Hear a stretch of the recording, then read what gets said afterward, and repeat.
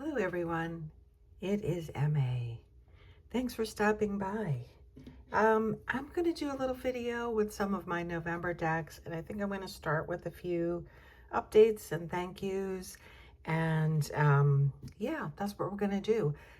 First of all, I think I put a video out 3 or 4 months ago, and for some reason, a lot of people watched it. It was about some deck hits or misses, and I got a lot of new subscribers and tipped over the 500 mark. So thank you very much for everyone who tuned in and subscribed. I'm not sure why that happened, but anyway, thanks for being here. I want to thank Jilly over at Little Zen Crone for having me on her channel live last Friday. That would have been November 7th, I think. And I have a channel shout out of our newest channel I've been enjoying very much called Tarot for Tired People. So I'll put the link to her channel in if you'd like to go check that out. So I'm going to start with a couple of life updates. You know, I think in many of my videos for the last several years, if anyone has watched them, I've noticed how my mom was traveling through dementia and that, you know, we were having a long extended grieving process.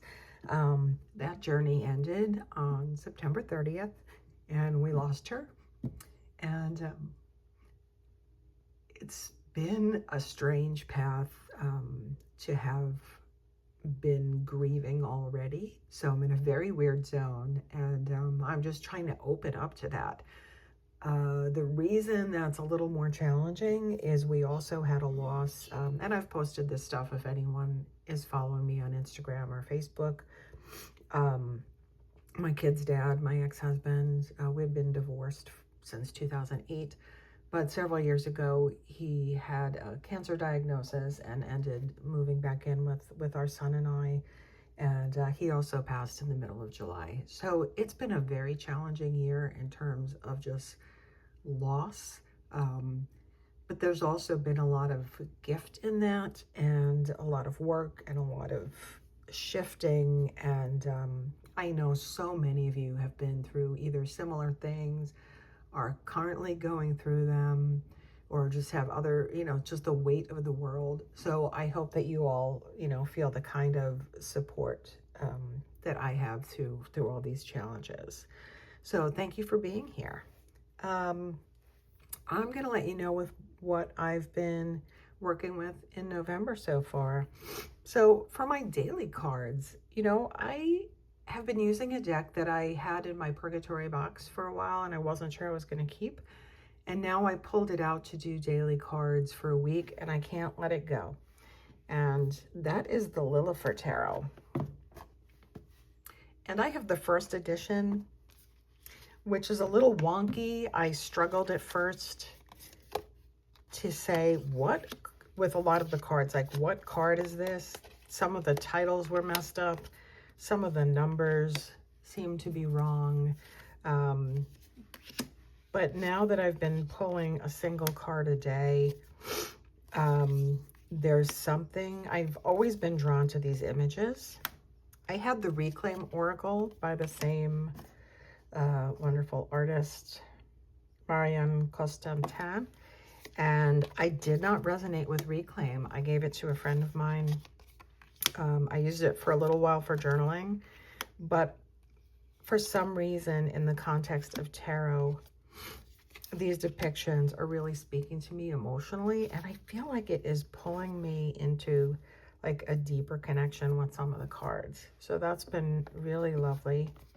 And for the last few days, I decided, since I'm trying to sometimes translate my daily cards into an action, I may add an oracle card, for which I've been using Levi's Brother to Brother Oracle. And I didn't even really think about the artwork, but I think, you know, his cards are kind of a gentle coloration too. But I chose them because they all, the keywords are all, for the most part, have a verb. Parados, soften, hearth, warm, remember. So I feel like they're a nice pairing. And another thing about the Lilifer that helped me finally connect with it, the guidebook is very sparse, which now I'm loving. But since I spent a little time starting to work with Tabula Mundi to slide into the Thoth world, I'm paying a little more attention to the planetary and elemental associations for the various cards. So another kind of gentle thing I've been doing for the last few days is coming up with a stone and herb or plant pairing for my card of the day. So today I got the Page of Pentacles. It's on the altar, so I don't have it. And so in my little offering bowl, since that is Earth of Earth, I associated petrified wood and oats together. So I'm building these little cards, my own library of correspondences for each card. And yeah, that's kind of fun. It's very grounding. It's very tactile. So it's kind of pulling me into the world, you know, out of my head and into the world. So yeah, again, I only intended to use this for a week, but I'm finding it so just peaceful, thoughtful, but not in a sickly way. You know, it's not an it's okay, everything's going to be okay kind of deck. It's just, yeah, I feel very welcomed by it. So that's what I've been using for daily draws. And then usually every day I do a reading with a few cards, and I thought it would be fun to play with deck and oracle pairs because I don't always do that. So for the first 8 days of November, I paired 2 decks, one of which is fairly new to me and one of which is older. And that is the Visionary Woman Tarot with the Threadbound Oracle. And oh, the deck is upside down, of course. They actually seem to speak to each other pretty well. And I was getting nice readings from it. And even if I don't, you know, I just like to see how it works. One of the funny things that seems to make tarot and oracle speak together for me is if the cards are the same size. I don't know if that's shallow. But I think because these were both, I know like an artist painted both of these, and even though the styles are very different, I get that kind of painting vibe from both of them. So yeah, Visionary Woman Tarot plus the Threadbound Oracle. So that's Visionary Woman by Christine Gorman and Threadbound Oracle by Cedar McLeod, who also created the Numinous Tarot and the Magic Pantry Tarot. And I will admit I am a completist of their work. The other pair I used for the first weekish of November was the Helma's Ghost Abstract Futures Tarot with Cedar McLeod's Uncertain Oracle. This has no title on it. And this was kind of a wacky idea I had because these are both abstract art decks and also very, you know, painterly and artistic. And I think I would have struggled with this if I was just doing an open 3-card reading. Although I could have used the keyword on the oracle to kind of anchor things. But I was using guided, you know, I was using 3-card spreads for this, and it worked out really well. And even though I just said I like it when the cards are the same size, I also liked the kind of portal of the 2 rectangular cards with the circle in the middle. So that was a nice discovery. And again, sometimes with my pairings, I'm not really trying to make them go together. I want them to have a conversation, and sometimes they don't really go together, and I just like seeing what will happen. Okay, so then for the second week of November, I've been using the Boadicea Tarot paired with the Urban Crow Oracle. Kind of an odd pair, but the cards are the same size, question mark. And I don't know, but it just seems to work. And maybe, again, it's because I'm working with spreads, and I don't always necessarily have them, you know, lined up with the 1, 2, 3 like this. But with the weirdness of these and kind of the straight ahead keywords on this oracle, it seems, you know, they're playing nicely together. So that's been one of the pairs for this week. And usually what I'll do is, because I'm doing 2 deck and oracle pairs a week, then usually my final reading before I put them away, I use all 4 decks in the reading together. And then things get really crazy.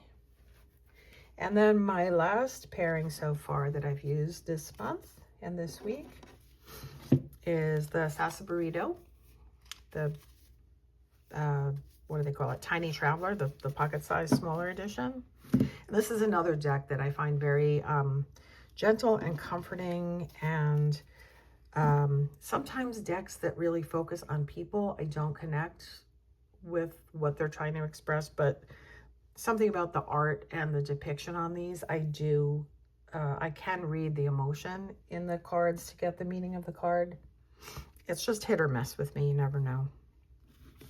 And yeah, I think this is a nice, these go together nicely too. Again, it's that the art style is a little bit complementary, and also the kind of people and emotion forward kind of,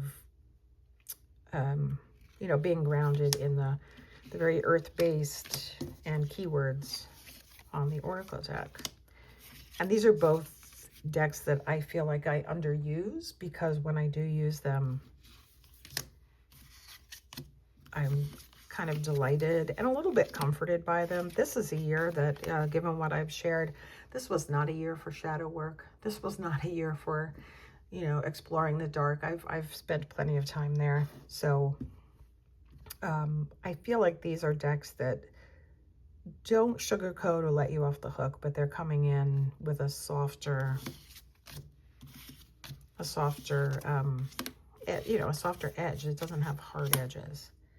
So yeah, so those were my deck picks so far for the month. And I have a pile of books with me, so if you'd like to leave now, you're welcome to.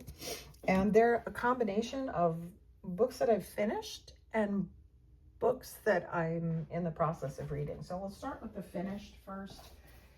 And these are all books that, they're not really tarot books, but 2 of them were tarot adjacent.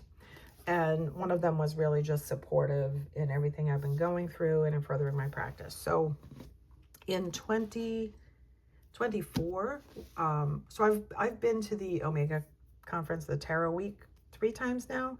In 2024, when I went, we were doing something in a circle where I really felt, I noticed that I have a real blockage about repeating things in a group. And I think this goes back to some spiritual trauma. So like if we're all told to say something or repeat something, I kind of freeze up. So I decided to work a little bit with throat chakra and kind of pull myself through that resistance and just explore it. So a book that I picked up in the bookstore while I was there was this book on healing, on mantras and use of mantras. And I was very interested in it, but I had a little trouble connecting with some of them. So I have been in the process of reading this book for like 1.5 years, and I finally finished it. But what I really did is focus on the very basic Green Tara mantra and meditation process. And I used that a lot this year. And, you know, it's I wouldn't say it's a solid devotional practice, but it comes and goes. And because I was really concentrating on it more for a while, it really came to my aid, which is what Green Tara does. In her seated position, she has one leg ready to spring up and come to your aid. And this was just a lovely practice for me. And this is a really interesting book. I need to find out more about this person.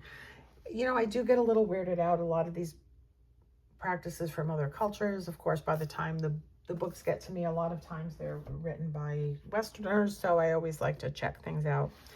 The other two books I recently finished, which I found very tarot adjacent, was Pema Chodron's Taking the Leap, Freeing Ourselves from Old Habits and Fears. Jilly over at Little Zen Crone had recommended this for like a book group maybe 2 years ago, and I bought it, and surprise, surprise, it stayed in my TBR. There's a lot of things that I think are useful practice. Did I underline it? Yeah, there was a practice called one at the beginning and one at the end. And in the morning, you know, when she wakes up, I do this practice. I make an aspiration for the day. I try to make it not too grandiose, as in today, may I be completely free of all neurosis, and begins with a clear intention, and then go about the day with this in mind. And then in the evening, review what happened. So I found that was something that very nicely applies to a daily card draw with tarot. And there were a lot of other sections as well that I found really interconnected with other practices. So I did enjoy this book very much. It's very short. And then the other book, which is quite old and I resisted for years, is this Care of the Soul by Thomas More, a guide for cultivating depth and sacredness in everyday life. And I will just be honest and call myself out and tell you that, you know, old me would have seen the title, and probably did see the title of this book, and cringe and run like hell in the other direction. But it turns out, of course, as in many cases, I was wrong. Or we can be more positive and say, this book came to me when I was ready for it. This is really a book about like Jungian psychology and, you know, applying that to the self. And I always say I'm going to do this and I don't. I think there's a lot to talk about here that overlaps with a tarot practice, that can strengthen a tarot practice, or that tarot practice can strengthen this work.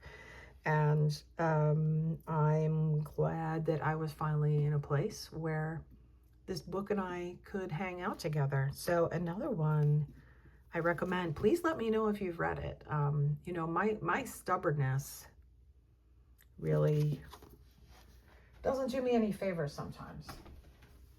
Anyway, then here are 3 tarot and magic books that I'm in the process of reading or working on. So, as I mentioned, you know, when I can, and again, I live local-ish to the Omega, what do we call it? Omega Institute, where the yearly tarot week happens. So I've gone a few times, and I did finally pick up Mary's 21 Ways to Read a Tarot Card, because usually when we're at that conference, we're actively practicing, and a lot of times I don't take good notes. But when I finally picked this book up in the bookstore, I realized it really is outlining a lot of the things that over the course of time we are working on together.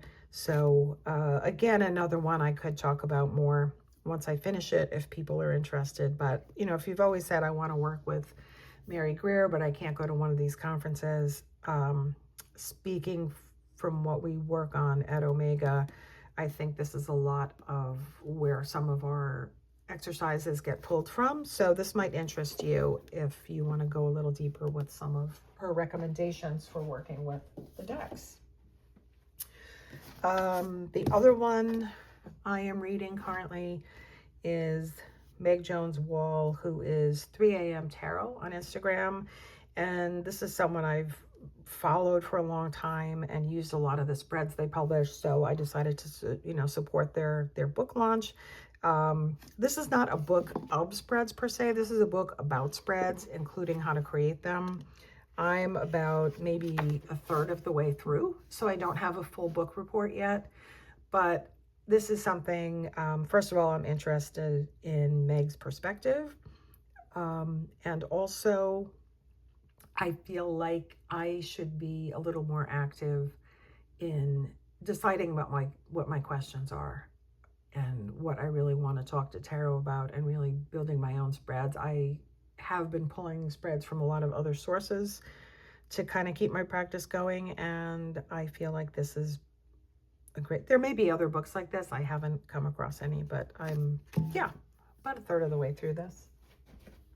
And then the last one is Mary Grace's Living Folk Magic.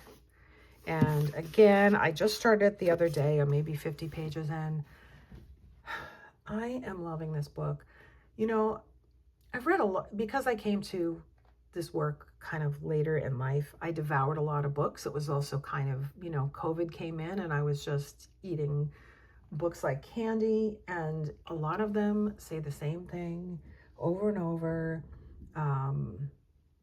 They really seem to be written to sell books, to make people happy. I don't really know. And no, you know, no knock, because those are needed. But this is someone who, first of all, I just respect so much, and who is not going to sugarcoat it. There's just no BS. And there's so much she's writing about in here. You know, her perspective is Italian folk magic. I don't have Italian heritage, but so much of it is making so much sense to me. And I can't wait to give you a little book report on it. I always say I will. But I'm probably learning more from this book than 40 other ones that I've read. And there may, you know, I'm saying there's probably another 5 or 10 that were also good and I learned a lot from, but this one is really giving me something different. It's also much more mature. You know, I'm an older person, and, you know, the experience and the no nonsense. And it's not that I agree with everything. We're not coming from the same place on a lot of things, but that's perfect, you know? So again, really loving this. If you don't have it yet, I would highly recommend. And if you're not subscribed to her channel, what are you even doing here? Anyway, that's it for now. Thank you so much for stopping by, and see you soon. Bye.